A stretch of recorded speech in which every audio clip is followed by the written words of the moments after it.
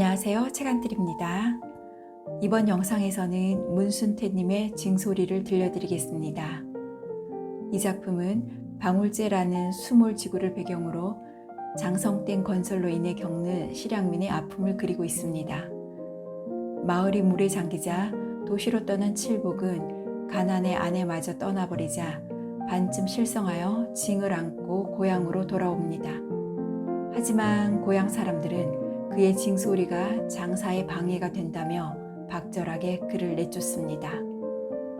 우리는 이 작품을 통해 1970년대 농촌의 붕괴와 터전을 잃은 농민들의 한을 알 수 있습니다. 그럼 책안뜰과 함께 작품 속으로 들어가 보도록 하겠습니다. 유익한 시간 되세요. 징소리 문순태. 방울제 허칠보기가 고향을 떠난 지 3년 만에 미쳐서 돌아와 징을 두들기며 댐을 막은 뒤부터 밀려드는 낚시꾼들을 쫓아댔다.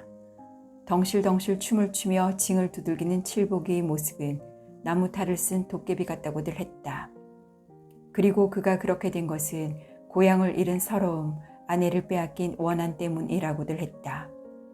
아무도 기다리는 사람이 없는 고향에 6살 난 딸아이를 얻고 불쑥 바람처럼 나타난 그는 물에 잠겨버린 지 3년째가 되는 방울제 뒷동산 각시바위에 댕돌같이 앉아서는 목이 터져라고 마을 사람들의 이름을 하나하나 불러대는가 하면 혼자서 고개를 끄덕거려가며 오손도손 귀신 씨나라 까먹는 소리를 중얼거리다가도 불컥 고개를 쳐들어 하늘을 찔러보고 창자가 등뼈에 달라붙도록 큰 소리로 웃어대고 느닷없이 징을 두들기며 공중공중 도깨비 춤을 추었다.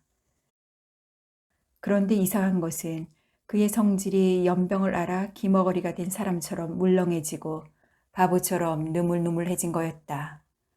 황소같이 힘이 세고 성깔이 왁살스럽던 그는 도깨비 춤추듯 징을 두들기다가도 방울제 사람들이 쫓아와서 한마디만 질러대도 슬그머니 징체를 감추고 목을 움츠리는 거였다. 덕치라 봉구야, 싸게 갈치뱀이 나락 빼러 가자. 징, 징, 징, 징, 징, 징.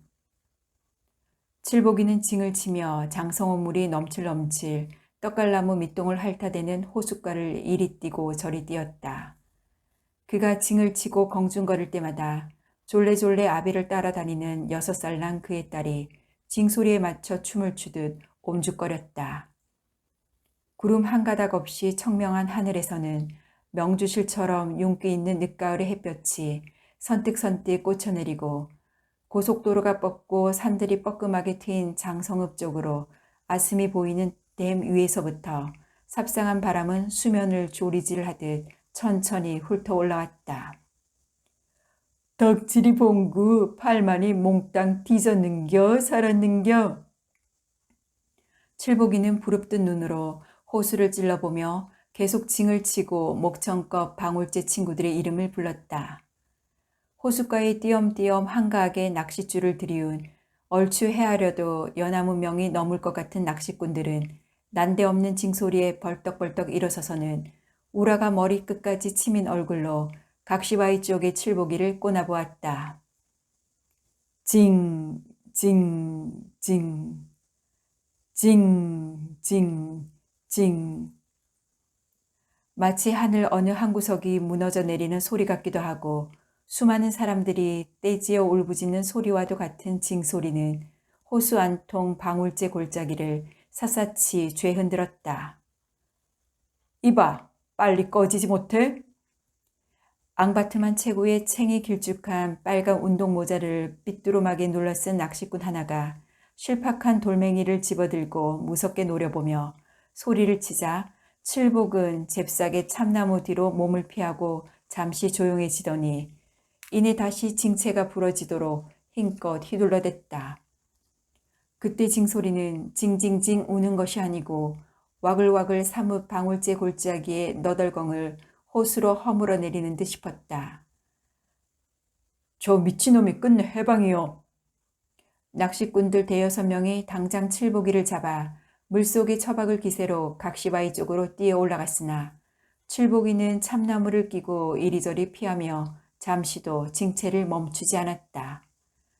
단숨에 칠복이를 붙잡지 못한 낚시꾼들은 더욱 화가 치밀어 씩씩거렸고 칠복이는 칠복이대로 신이 나서 딸아이마저 팽개친 채 두레패 상세 노름하듯 고개까지 까닥거리며 공중공중 뛰었다.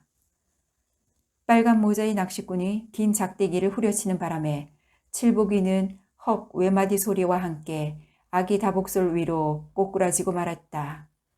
작대기의 허리를 얻어맞고 쓰러진 칠복이는 징을 빼앗기지 않으려고 가슴에 꼭 안았다.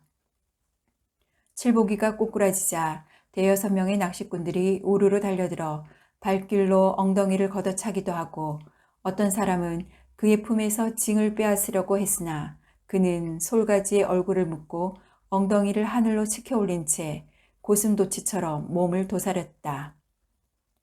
아비를 따라다니며 징소리에 맞춰 깡총대던 딸아이가 아빠를 부르며 울음을 터뜨리자 그들은 비로소 발길질을 멎었다.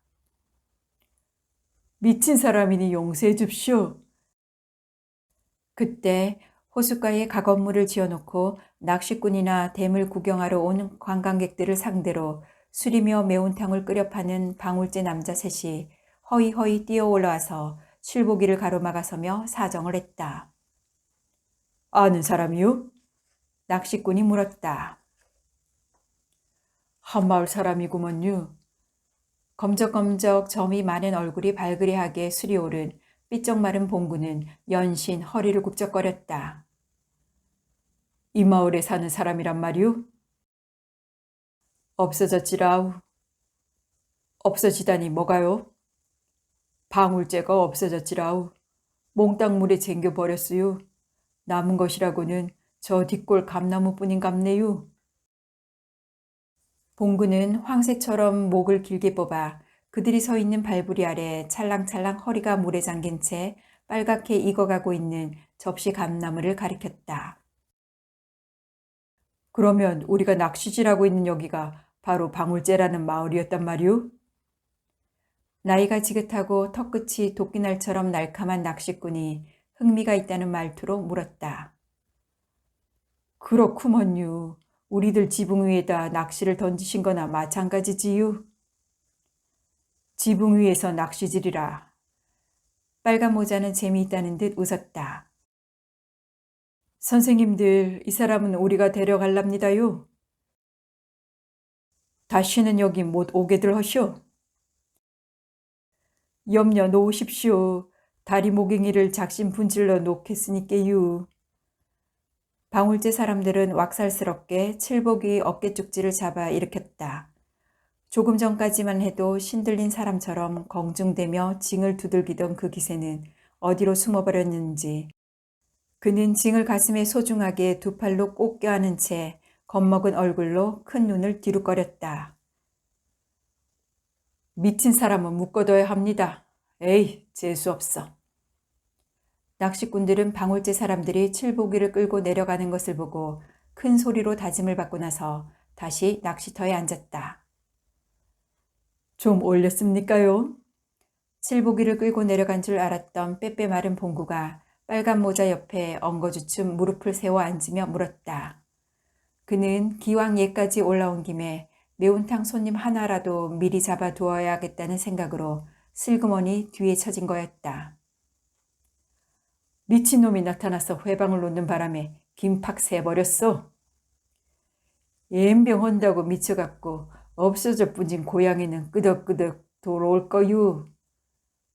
고양이를 찾아온 걸 보니 미친 사람은 아닌 게로군요. 오락가락 hö유.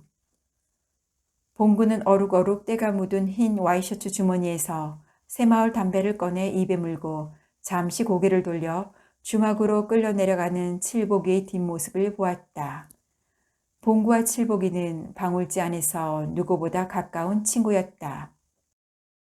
그들은 마을이 없어지기 전까지만 해도 방울제에서 앞 뒷집에 나란히 처마 맞대고 살면서 너냐 나냐 친동기간처럼 가까웠었다. 봉구는 부자였고 칠복이는 가난했지만 봉구는 칠복이 앞에서 조금도 있는 티를 보이지 않았다. 저 미친놈이 또 징을 치고 지랄을 싸면 어디 낚시질을 하겠소? 아닙니다유. 그런 염려는 붙들어 매십시오. 앞으로 물가에 얼씨 못하게 헐게인게유. 저놈이 날마다 회방을 치면 낚시꾼들이 안 올 게고 그람은 우린 굶어 죽을 건디 그대로 내버려 두겠어유? 봉구는 입에서 담배를 빼물고 사뭇 흥분한 어조로 다급하게 말했다. 왜 미쳤답니까? 낚시꾼은 그냥 지나가는 말로 물었다. 땜 때문이라지요. 고향을 잃고 도회지로 나갔다가 마누라 꺼정 도둑 맞고 오장에 횟가닥 뒤집혔다고 허드만요. 마누라를 도둑 맞아요? 빨간 모자는 조금씩 깐닥거리는 찌를 향해 시선을 팽팽하게 던지며 물었다. 가난 흑우 못난 촌놈 마다 흑우 잘난 도회집 놈 흑우 배가 맞은 거지요. 어이쿠 물었네요. 감잎은 대누만요. 빨간 모자가 아이들 손바닥만한 붕어를 낚아 올리자 봉구는 빠른 솜씨로 낚싯줄을 잡아 낚시에서 붕어를 빼 구덕에 넣고 입간까지 끼워주었다. 그래서 미친 게로군. 고향 잃고 마누라 꺼정 뺏겼으니 안 미치게 생겼남요? 미인이었소? 낚시꾼은 흥미있다는 듯 피시시 웃음을 먹으며 날리며 물었다. 촌에 미인이 있간디유. 새끼 하나만 낳으면 철부덕 엉덩팡만 커지고 무식 매력이 있어야지유. 그래도 그 칠복이 옆편네는 얼굴도 반반하고 도해지 바람을 묶어서 촌티는 벗었지라우. 칠복이 헌티는 좀 가은 여자지유. 마누라 뺏기고 원 창피해서 지랄한다고 고향에 와요. 그러다 마다유. 하지만 오죽했으면 고향에 뭐 볼 거 있다고 다시 왔건남요. 결국 우리들도 도회지에 나갔다가 발을 못 붙이고 다시 돌아와서 이렇게 낚시꾼들 덕으로 살아가고 있습니다만요. 어디 갈 데가 있어야지요. 굶어 죽어도 고향 선산에 뼈를 묻어야겠다는 생각 땜시.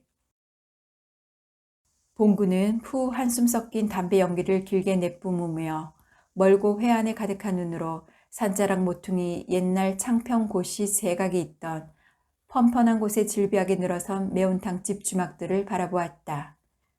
지난 봄까지만 해도 선산을 버리고는 죽어도 방울제를 떠나지 않겠다면서 처음부터 집을 뜯어 옮기고 그대로 눌러앉은 박팔만이네를 제하고 5집밖에 안 되었는데 벌써 11집으로 늘어났다.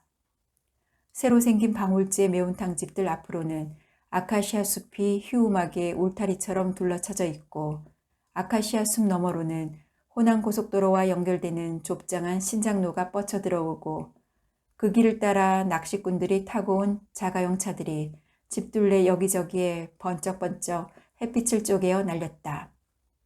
봉구의 눈에는 모든 것이 슬프고 어줍잖게만 보였다. 말이 보상금이지 보상 가격을 책정해 놓고도 1, 2년 뒤에야 지불을 받고 보니 이미 인근 농토값은 몇 배로 뛰어올라 대토 잡기 어려웠고 도해지로 나가서 살자 해도 전세방을 얻고 나면 자전거 하나 사기도 힘든지라 아무 짓도 못하고 솔레솔레 곶감꼬치 빼먹듯 하다가는 두 손바닥 탈탈 털고 영락없이 알거지가 되고 만 집이 어디 한두 사람인가.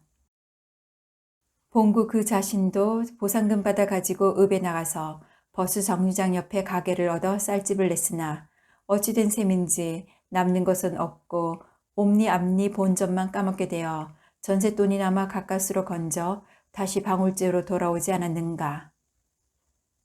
지붕 위에서 낚시질을 한다고 생각하니 기분이 이상합니다. 빨간 모자 낚시꾼은 뚜벅뚜벅 곧잘 말을 걸어왔다. 사람들 거정 한꺼번에 쟁겨뿐 거이 더 마음 아프구먼요. 누가 빠져 죽었나요? 죽은 거나 매한가지라우. 수십 년 동안 얼굴 맞대고 정 붙이고 살아온 방울제 사람들을 시방 어디에 가서 찾을 겁니까유? 살아남은 사람들을 몇 집 안 되지라우. 예끼 여보슈. 난 또 무슨 소리라고? 선생님들은 우리 속 몰라유. 땜이 원망스럽겠군요. 어째서유? 고향을 삼켜버렸으니까요. 어디가유? 아무리 배우지 못했어도 우리가 그렇게 앞뒤 꽉 맥힌 멍충이들이란가유? 댐이 생겨서 많은 농민들이 가뭄 모르고 농사 잘 짓는 거이 얼마나 잘한 일인가유? 우리도 그 정도는 압니다유. 그렇다면 됐습니다. 그래도 고향이 없어져 불고 정든 사람들이 뿔뿔이 풍비박산 돼야 뿐졌는디 어찌 딱하게 됐습니다. 그러니께 우리는 뿌리 없는 나무여라우. 우리한테 땅이 있어 기술이 있어. 빨간 모자가 대꾸를 해주지 않자 봉구는 고개를 들어 다시 매운탕 집들 위로 내리뻗은 고속도로를 바라보았다. 자동차들이 바람처럼 쌩쌩 내달았다. 호수 위에 검실검실 어둠이 내렸다. 호수를 한아름 보듬은 산 그림자가 칙칙하게 내려앉기 시작하면서 하늘의 구름들이 낮게 흐르더니 바람이 드세워지고 수면이 거칠어졌다. 어둠이 두꺼워지고 바람이 거칠어지자 낚시꾼들은 하나둘 돌아가 버렸다. 어둠이 무겁게 짓누르는 호수에는 희희하고 음산한 그림자들이 일렁이는 듯 싶었다. 마치 방울제 사람들의 그림자 같았다. 칠복이는 조금 전 빨간 모자 낚시꾼이 앉았던 자리에 무릎을 세우고 두 손바닥으로 턱을 받쳐들고 앉아서 우두커니 수면 위에 우줄거리는 칙칙하고 희이한 그림자들을 내려다보고 있었다. 그의 옆에는 딸아이가 두 팔로 아비의 세운 무릎을 껴안고 찰싹 달라붙어 있었다. 호수에서 사각사각 나락배는 소리가 들렸다. 사람들의 두렁거리는 말소리도 들렸다. 방울제와 방울제 사람들의 모습이 한눈에 죄 보였다. 금줄을 두른 마을 앞 윗당산의 늙은 팽나무와 방울제에서는 칠복이 혼자만이 들어올린 큰 들독이 보였고 이영을 입힌 돌담과 판노린의 탱자나무 울타리, 군데군데 말라붙은 새똥이 널린 고삿들, 빨간 고추가 널린 초가 지붕이며 두껍다리 옆 그의 집도 보였다. 외양간에 매어있는 송아지가 음매하고 우는 소리, 꿀꿀대는 돼지, 꼬꼬대 꼬꼬 달기 알낳는 소리, 바람 모퉁이 공터에서 아이들이 공치기를 하며 왁작지껄 떠들어대는 시끌시끌한 소리, 고사치 쩡쩡 울리도록 아이들 이름을 부르는 소리, 이 자식 저 자식 죽일 놈 살릴 놈 욕을 퍼부어대며 싸우는 소리들이 귀에 쟁쟁하게 들려왔다. 발그무리하게 꽃이 핀 살구나무 가지들 사이로 헐쩍 열린 순덕이네 쌀이문과 살구꽃처럼 환한 순덕이의 탐스러운 얼굴도 보였다. 순덕이와 함께 만나곤 했던 상엽지 모퉁이의 아카시아 숲속에서는 그때처럼 희희한 바람소리가 들려왔다. 아빠 추워 집에 가. 딸아이가 몸을 웅숭그리며 칭얼대자 그는 무릎을 열어 가랑이 사이에 넣고 꼭 안았다. 칠복이는 갈 곳이 없었다. 호수 속에 그의 집이 보였으나 물에 뛰어들 수가 없었다. 저기 물속에 우리 집이 베이자? 칠복이는 손으로 가리키며 물었다. 우리 집이 어딨어? 저기 물속에. 바보야, 우리 집도 안 배? 엄마. 아이는 울음을 터뜨렸다. 벼락마저 돼줄련. 그는 아내의 골통을 박살내기라도 하려는 듯 큰 돌을 집어 호수에 던졌다. 풍덩하는 소리에 딸아이가 흠칫 놀랐다. 엄마한테 간다고 해놓고. 그래. 내 엄마는 저기 물속에 있다. 물속에 있는 엄마한테 갈래? 칠복이는 버럭 고함을 지르며 딸을 떠밀어내려고 겁을 주자 앙 큰 소리로 울어댔다. 개만도 못한 년. 그는 고개를 뒤로 접어듬이 자쳐 별도 없이 시커먼 하늘을 쳐다보며 퍼하고 어처구니 없는 웃음을 토해내고 나서 다시 물에 잠긴 방울제를 내려다보았다. 족두리를 쓰고 원삼을 입은 순덕이의 모습이 보였다. 청실홍실을 들이운 합한 줄을 입에 댈 때 순덕이는 개슴츠레한 눈으로 신랑인 칠복이를 훔쳐보면서 다른 사람이 눈치 안 채도록 싱긋이 웃어 보일 수 있을 만큼 여유를 보여주었다. 3년 동안 식모살이를 하면서 도시바람을 쐰 때문인지 순덕이는 시골 처녀답지 않게 바라지고 슬거운 데가 있었다. 그런 순덕이를 방울제 칠복이 친구들은 너무 화딱 까졌다거니 생긴 게 맴매하여 어딘가 온전치 못한 여자라거니 하며 칠복이와는 어울리지 않는다고 하면서 그녀를 헐뜯고 은근히 회방을 놓았던 것이었다. 그러나 칠복의 생각은 그렇지가 않았다. 매사의 생각이나 행동거지가 굼뜨고 사리가 분명한 순덕이가 꼭 필요했다. 결혼을 한 지 한 달도 못 되어 순덕이는 도회지로 나가서 살자고 하였다. 그 말에 칠복은 섬뜩한 무서움을 느꼈다. 어려서 아버지를 잃고 헐어머니마저 병으로 죽어 외할머니 치맛자락에 가려 눈칫밥 먹고 자라서 장가를 들 때까지 방울제에서 30리도 못 떨어진 정읍장과 징병 신체 검사할 때 읍에 갔다 온 일 외에는 여지껏 대처바람을 한 번도 마셔보지 못한 그로서는 도회지에 나가 산다는 것은 마치 방울제 개울의 미꾸라지를 목포 앞바다에 넣는 것이나 진배 없는 일인지라 그 말을 들을 땐 가슴이 울렁거리고 눈앞이 캄캄했던 거였다. 전답도 없이 이런 총구석에서 뭘 바라고 살 것이오? 순덕이는 입버릇처럼 이렇게 되뇌곤 했었다. 우리도 논밭을 장만하면 될 거 아닌감? 칠복이 생각에 그녀가 한사코 도회지로 나가 살자고 한 것은 그녀 말 맞다나 전답이 없는 탓이라고 헤아리고 뼈가 으스러지도록 밤낮을 안 가리고 일을 했다. 외가에서 장성하도록 머슴 노릇을 하다시피 해주었는데도 외숙부는 그가 장가들자 겨우 개다리 초가상간에 방울제 큰 애기들이 하룻밤 오줌만 싸질러대도 새끼내가 넘치고 물난리가 나서 농사를 망친다는 하천부지 자갈론 7돼지기를 떼어주었을 뿐이었다. 10년 안에 방울제에서 1등 가는 부자가 될 거인께 두고 보더라고잉. 칠복이는 외양간과 돼지우리를 지어 해마다 베네소를 기르고 힘이 붙이도록 고지품을 빌려 결혼한 지 3년 만에 문서 없는 하천부지 자갈론 서마지기를 사들였다. 그대로만 간다면 그의 장담대로 10년 안으로 방울제 1등 부자는 안 되어도 남부럽지 않을 만큼 포실하게 전답을 마련할 것이 분명했다. 그러던 차에 방울제의 대물마가 전답이 몽땅 물에 잠기게 된다는 것을 안 칠복이는 제정신이 아니었다. 사람 하나쯤 죽인다 해도 가슴을 꽉 메운 불덩이 같은 응어리가 없어질 것 같지가 않았다. 그랑께 뭐이라고 합디요. 우리는 방울제에서 살 팔자가 못된 거 아니오. 끙끙대 쌓지만 말고 얼른 도회지로 나갑시다. 칠복이의 매지매지 오장육부가 무쿨하게 녹아내리는 속마음을 알 턱이 없는 순덕이는 얼씨구나 싶은 얼굴로 엉덩이를 들썩거렸다.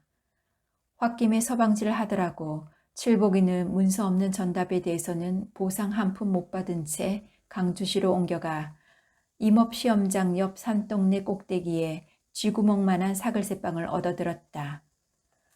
낯짝이 좋은 아내는 방울제를 떠나온 날부터 신바람 나게 싸대 샀더니 사흘 만인가 큰 식당 주방에서 일을 하게 되었으며 날마다 새벽같이 집을 나가서는 통금 시간이 다 되어서야 돌아오곤 했다. 칠복이는 밤낮 방구석에서 딸아이와 노닥거릴 수만도 없기에 일자리를 찾아다녀 보았지만 찾아가는 곳마다 무슨 기술이 있느냐는 물음이었고 그때마다 그는 농사 짓는 기술뿐이라고 부끄럼 없이 대답해 주곤 했다. 농사 짓는 기술도 기술이요? 차라리 마누라 배 타는 기술이 있다고 그러쇼. 원. 칠복이 부끄럼 없는 대답에 그들은 기분 나쁘게 킬킬대고 웃어댔다. 그는 막일이라도 해보려고 새벽마다 양동 큰다리께 품팔이 시장에 나가보았지만 팔려나가는 것은 언제나 미장이, 도배장이, 타일공 따위의 경험이 있는 기술자들이고 해가 머리 위에 벌겋게 떠오르도록 남는 것은 칠복이와 같은 무거리들 뿐이었다. 그런대로 지난 가을까지는 재수가 있는 날이면 질통꾼이나 목독꾼, 모래와 자갈을 창서 부리는 일 등 기술 없이 뚝심으로 하는 일에 간단히 팔려나가기도 했었는데 날씨가 쌀쌀해지면서부터는 도무지 막일꾼 구하는 사람도 없어 긴 겨울을 콧구멍만한 방에서 늙은 공 겨울잠 자듯 처박혀 살았다. 칠복이는 아내가 벌어다 준 돈으로 가만히 앉아서 몸 편하게 살면서도 방울제의 봉군네 사랑방을 못 잊어 자나깨나 풀이 죽어 있었는데, 아내는 무슨 좋은 일이 그리 많은지 하루하루 얼굴에 생기가 돌고 새벽에 집을 나갈 때는 그 주제꼴에 얼굴 토닥거리며 화장을 하고 미정원에 들락거리며 모양을 내는데 유난을 떠는 것 같았다. 봄이 오자 칠복이는 양동 품팔이 시장에 나가는 것을 포기하고 혼자서 고향인 장성으로 돌아가 수몰이 안 된 가까운 마을에서 모내기 일을 해주었다. 농사철이라 농촌에서는 하루도 쉴 새 없이 바빠서 일자리는 얼마든지 있었으며, 방울제 사람들이나 방울제 사람들의 친척들이 덜어 있어서 그런지 도회지에서 막일하는 것보다는 마음이 편해서 좋았다. 광주에서는 도회지에 찌꺼기가 된 듯 싶어 집 밖에 나가기가 그렇게도 부끄럽고 무서웠었는데, 비록 방울제는 아니지만 상가 들이며 하늘, 나무 한 그루, 풀 이파리 하나까지도 나디거 조금도 뜨아하거나 부끄러운 마음이 없었다. 칠복이는 장성댐 아랫마을에서 모내기 한철 농사일을 하고 다시 여름에는 장성읍 가수원에서 살충제도 뿌리고 사과며 복숭아도 따주어 20만 원을 손에 쥐고 강주로 돌아왔다. 그는 아내를 설득해서 방울제는 없어졌더라도 다시 시골로 들어갈 결심이었다. 생각지도 않게 시골에는 그런 대로 일거리가 많았고, 댐 아랫마을 노루목에 머슴으로 들어가면 소장논 5마지기를 떼어주고 식구들이 따로 한 집에서 살 수 있게 문간채를 내주겠다는 집도 있었다. 그는 어떻게 해서든지 아내와 같이 다시 시골로 돌아가고 싶었다. 아내가 끝까지 싫다고 한다면 콧뚜레를 뚫어서라도 끌고 가야겠다고 단단히 마음을 공글리며 아내가 기다리고 있을 강주로 가기 위해 마지막 밤 버스를 탔다.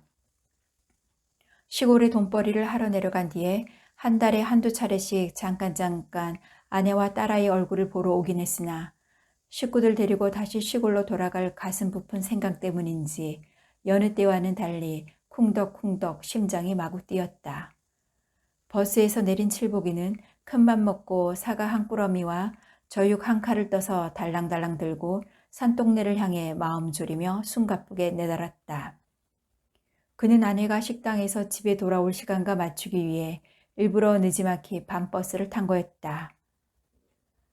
합동주차장에 내려 대합실 시계를 보았더니 아내가 돌아오기는 약간 이른 것 같아 식당으로 찾아가서 같이 들어갈까 하다가 아내가 먼저 집에 올라온 다음에 슬그머니 밤손님처럼 들어가 깜짝 놀래주려고 지시지시 늑장을 부렸던 거다. 산동네 꼭대기까지 허이허이 단숨에 추어 올라간 칠복은 잠시 집 앞에서 미적거리다가 까치발을 하고 손을 넣어 소리 안 나게 판자대문을 따고 살금살금 그들이 새들어 살고 있는 작두생가에 있는 방 쪽으로 갔다. 불이 꺼져 있는 것으로 보아 아내가 돌아오지 않았거나 아니면 벌써 돌아와 잠을 청하고 있는 것인지도 모를 일이었다. 칠복이는 일부러 뒷문으로 가서 살그머니 문을 열고 들어가 더듬더듬 천장을 더듬어 떼걱 전기 스위치를 돌렸다. 방에 불이 켜지는 순간 칠복이의 눈이 확 뒤집히면서 앞이 캄캄해져 버렸다. 분명 그의 아내 임순덕이 외간 남자와 발가벗은 채 한 덩어리가 되어 있지 않겠는가. 이 장면을 보는 순간 그는 하늘이 와르르 무너지는 듯한 놀라움과 울분으로 온몸이 떨리면서 피가 뚝 멎어버리는 것만 같았다.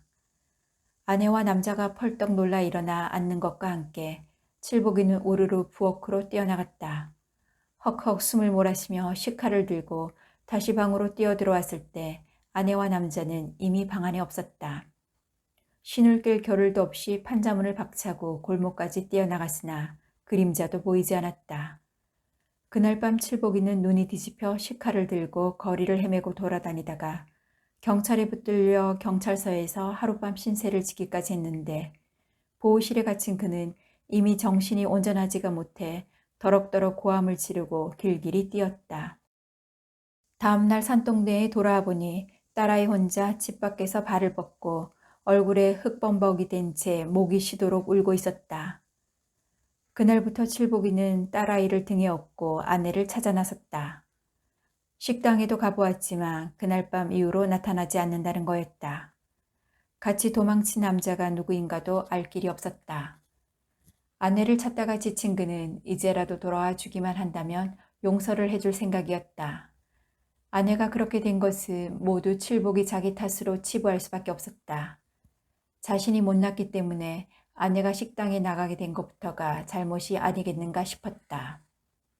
아내를 찾아다니느라고 시골에서 벌어온 돈마저 모두 까먹어버리고 얼마 안 남은 산동네 사글세빵값마저 찾아 쓴 칠복이는 방울제에서 나올 때 나눠 가진 국물인 징 하나만을 들고 거렁뱅이 신세가 되어 떠도름했다. 칠복이는 거렁뱅이 신세가 되어 떠도름하면서도 방울제에서 가지고 나온 징을 마치 그의 딸아이만큼이나 애지중지하였으며 밤에 잠을 잘 때는 꼭 그 징을 베고 잤다.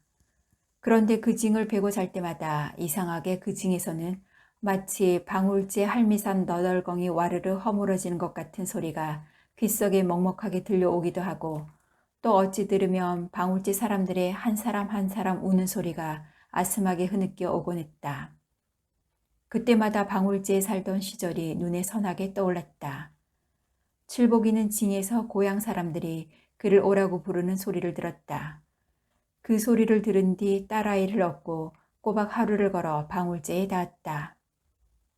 아빠, 배고파잉.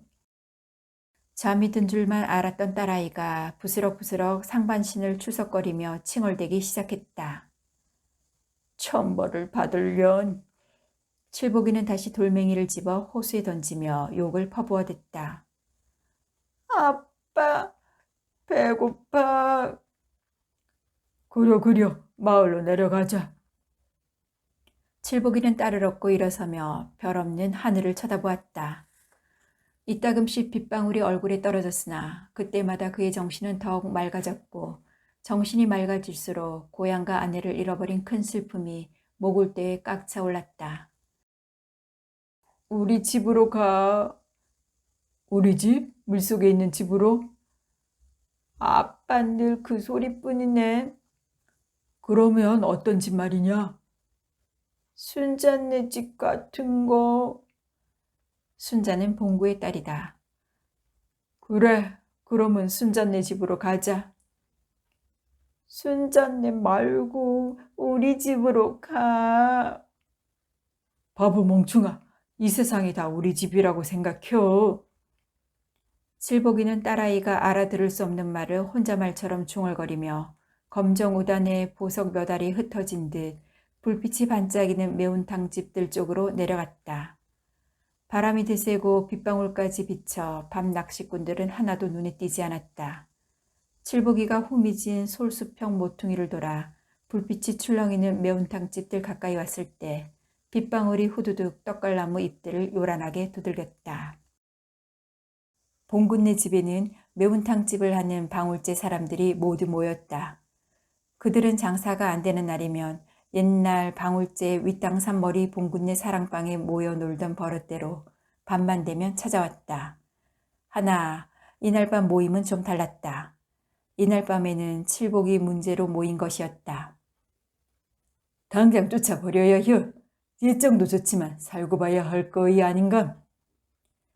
올봄에 홍기가 다 찬 두 딸과 중풍에 걸려 기동을 못하는 병든 아내를 끌고 방울제로 다시 돌아온 해갑줄에 앉은 강촌 영감이 아까부터 와락와락 성깔을 부려가며 큰 소리였다. 차마 워치 그럼 쫓아낼 거요. 봉구였다. 옛날에 윗아랫집에서 처마 맞대고 살아온 정 때문에 강촌 영감의 의견에 찬성을 하지 못했다. 봉구 말도 일리가 있제잉. 고향에 찾아온 사람을 워치기 쫓아낼 거요잉. 덕칠이도 칠복이와 가깝게 지내왔던 터라 쫓아내자는 데에는 어딘가 마음이 꺼림했다.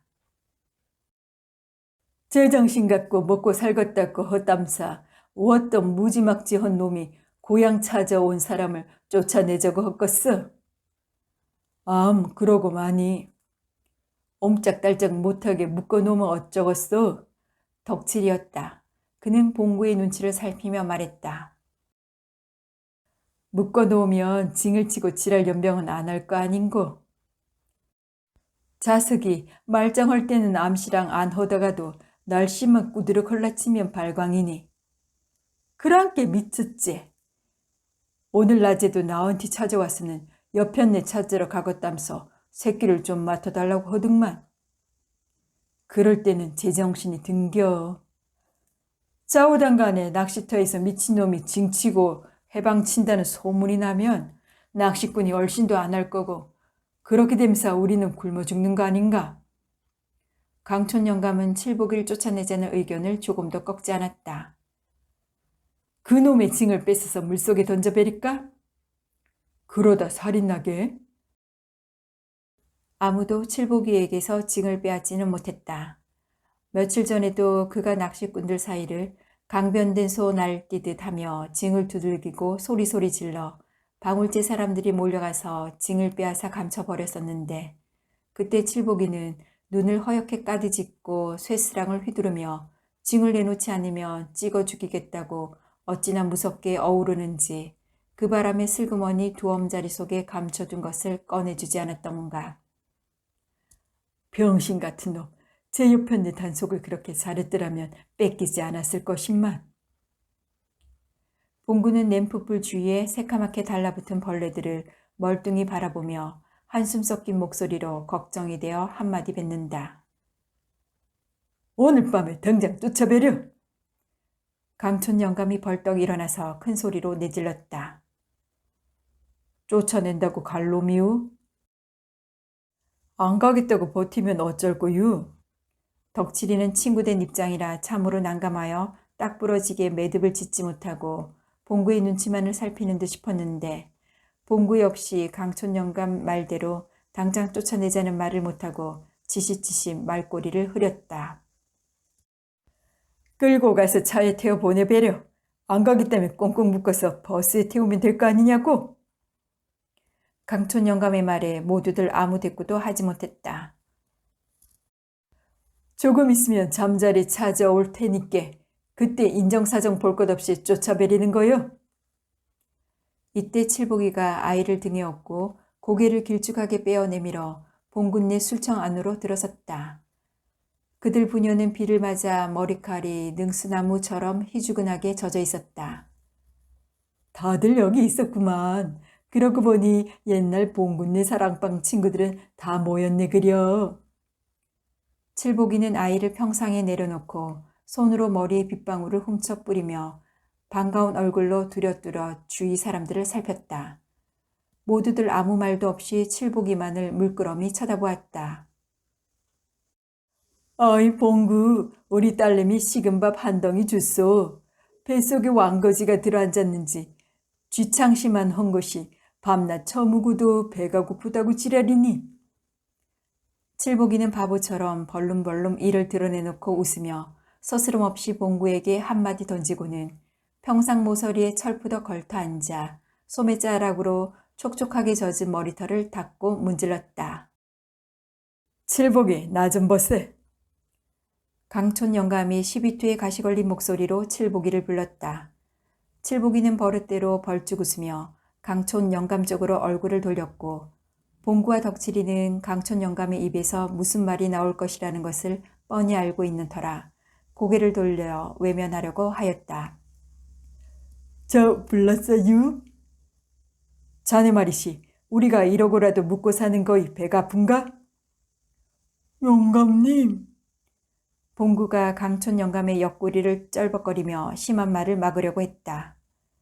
그 사이 까무잡잡한 얼굴에 강대뼈가 유난히 툭 붉어진 봉구 아내가 결코 달갑지 않은 얼굴로 칠복이 부녀의 상을 내왔는데 그래도 밥그릇이 수북하고 반찬도 자기네 식구들 먹는 그대로였다. 칠복이 자네는 정신이 멀쩡할 때는 방울제 사람이 영락 없는디 정신이 나가며 꼭 옛날 우리 마을에 불두더지 들이댄 공사판 사람 같단께로. 강촌 영감님의 말에 칠복이는 왕방울 눈을 꿈뻑거릴 뿐이었다. 어차피 고향이 없어졌는디 고향 사람이라고 있겠는가? 자네 입장은 딱하지만대로 어쩔 수 없어. 강춘 영감은 여기까지 말하고 나서 괴로운 얼굴로 고개를 돌려버린 채 말이 없었다. 연병한다고 낚시질 하는 데 가서 징을 치고 지랄이여. 마지못해 봉구는 혼잣말처럼 입안에서만 웅얼웅얼 할 뿐이었다. 당장 오늘 밤에 떠나게. 오늘 밤에요? 칠복이는 뒤룩거리는 눈에서 왈칵 눈물이 쏟아질 것 같은 얼굴로 강촌 영감과 친구들의 얼굴을 번갈아 쳐다보았다. 매정은 사람이라고 할지 모르지만 오늘 밤 우리들 정을 싹둑 작두질하는 수밖에 도리가 없네. 강촌 영감도 내심은 칼로 심장을 도려내는 것만큼이나 괴로웠다. 그는 말을 하면서도 연신 담배를 삐역삐역 빨아댔다. 괜시리 없어진 고향 짝사랑하지 말어. 고향이고 여편내고 잊어불 건 냉큼 잊어뿌려야 살기가 쉬워. 강촌 영감님 부탁입니다유. 제발 쫓아내지만 마셔요. 다시는 해방치지 않겠구먼요. 이렇게 빌게요. 칠복이는 우르르 강촌 영감에게로 달라붙어 어깨 죽지며 팔을 붙들고 애원하다가는 그대로 땅에 무릎을 꿇고 비대발갈 빌어대는 게 아닌가. 이 모습을 본 봉구와 덕칠이 강촌 영감까지도 목울대에 모닥불이 타오르면서 시울이 시큰시큰했다. 안 가겠다면 덕성무리를 해서라도 내쫓을 거요. 강촌 영감은 담배 연기를 허공에 토해내며 결연히 말했다. 봉구, 덕칠이 팔만이 나를 내쫓지 말어. 고향에서 내쫓기면 어디로 갈 것인감. 이보게들 내 사정 좀 봐줘. 칠복이는 무릎을 꿇은 채 친구들의 아랫도리를 두 팔로 덥석 껴안으며 통사정을 해보았으나 그들 방울제 친구들은 도시 말이 없었다. 칠복이는 소리내어 울고 싶었으나 이를 앙다물고 참아냈다. 강촌 영감의 말 맞다나 고향이 없어져 버린 판국에 고향 사람들인들 남아있을 리 없지 않겠느냐는 생각이 들었다. 그런데 이상한 일이었다. 칠복이 자신이 참 알 수 없는 일은 때때로 그의 눈에 방울제와 방울제의 옛사람들이 너무도 선명하게 보이면서 그가 영락없이 방울제 사람들과 함께 어울려 살고 있는 환각에 정신을 가늠할 수 없게 된 거였다. 방울제를 삼킨 호수의 물도 거대한 댐도 보이지 않고 낯익은 하늘, 반갑게 맞아주는 마을 사람들만이 눈에 가득 들어오고 그럴 때는 정월 대보름 날 밤 매기굿을 할 때처럼 어깨가 들썩거리면서 공중공중 춤을 추고 싶어져 징을 찾아들고 나서는 거였다. 그러다가 온몸이 흠뻑 땀에 젖은 채 정신을 차리고 보면 방울제와 낯익은 사람들은 온데간데 없고 호수의 물만이 그를 삼킬 듯 넘실거리고 댐은 더욱 하늘답게 높아지는 듯 싶었다. 자네 정신 말짱하니께 하는 소리네만 좋은 얼굴로 헤어지세. 지발 부탁이니 지금 떠나도록 히어. 강촌 영감이 볼멘 소리로 그러나 약간은 사정조로 말하고 나서 칠복의 겨드랑이에 손을 넣어 일으키려고 했다. 내일 아침 떠나라 하고 싶네만 정은 단칼에 자르는 거이 좋은겨. 칠복이는 아이를 업고 천천히 일어서서 휘끄무레한 램프 불빛에 비쳐 보이는 침울하게 가라앉은 마을 사람들의 얼굴들을 하나하나 가슴속 깊이 새기며 천천히 뜯어보았다. 그의 눈에서는 금방 눈물이 소나기처럼 주르륵 쏟아질 것만 같았다. 핑 서둘러 나가면 광주 나가는 버스를 탈 거요. 강촌 영감이 앞서 술청을 나가며 하는 말이다. 강촌 영감을 따라 칠복이가 고개를 떨구고 나갔고 뒤이어 봉구와 덕칠이 팔만이가 차례로 몸을 움직였다. 봉군네 주막에서 나온 그들은 칠복이를 앞세우고 미루나무가 두 줄로 가지런히 비를 맞고 늘어서 있는 자갈길 구 신장로를 향해 어둠 속을 걸었다. 그들은 아무도 입을 열지 않았다.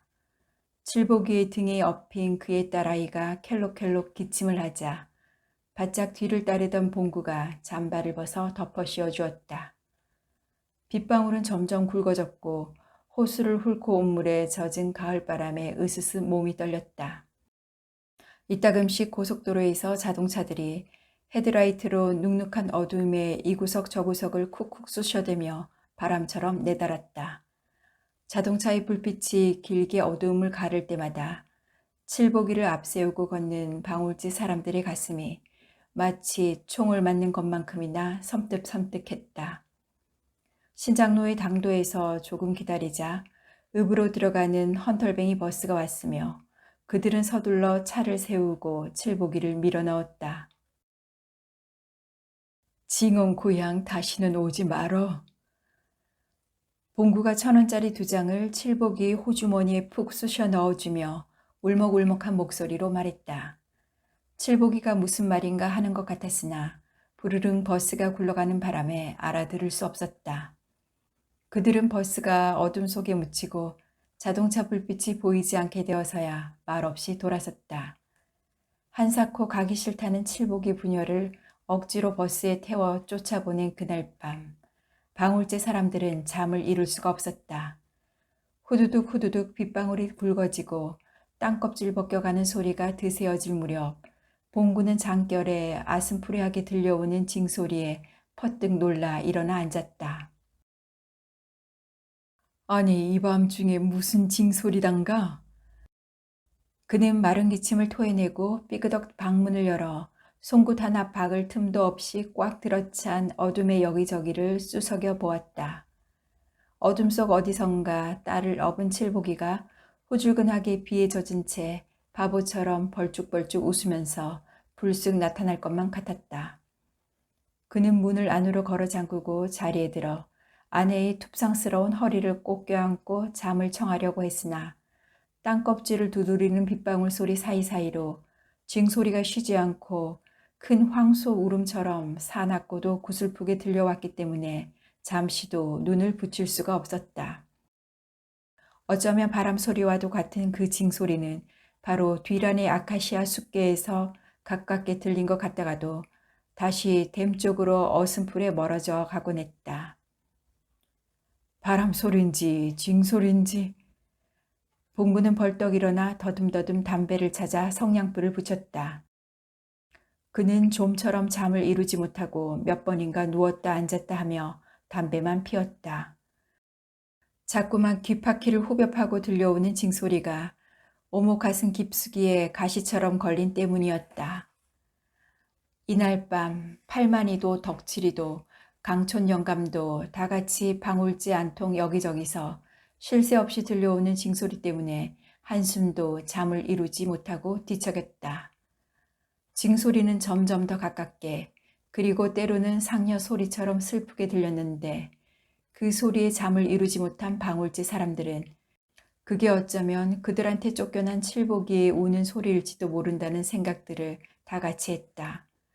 그 생각과 함께 징소리가 더욱 무서워졌으며 아침을 맞기조차 두려웠다.